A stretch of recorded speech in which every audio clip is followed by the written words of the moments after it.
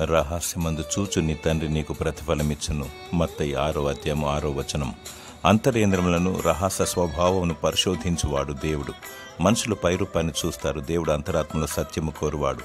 నిన్ను ప్రతి క్షణం, ప్రతి ఘడియ, ప్రతినిత్యము గమనించువారు దేవుడు మరియు దుష్టుడైన సాతానుడు అంతమందు నేరారోపణ చేసి తనతో పాటు పతనానికి తీసుకెళ్లడానికి చూస్తూ ఉంటాడు. సైన్యములకు అధిపతి అగు యెహోవా తన సూర్యకాంతిని నీతిమంతుల మీద అనీతిమంతుల మీద ప్రసరింపచేయును. అనగా ఆయన ప్రతి వారిని చూచును. రహస్యమందు నీవు చేయు ప్రతి రహస్య చీకటి క్రియను తన క్రియల గ్రంథమందు లిఖించును.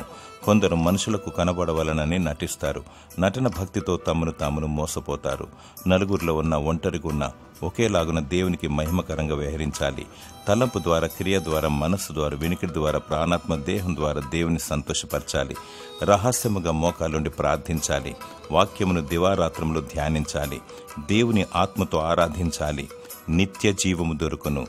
దేవుడు నీ హృదయ వాంఛను తీర్చి సమృద్ధిగా నిన్ను దీవించునుగాక. ఆమేన్.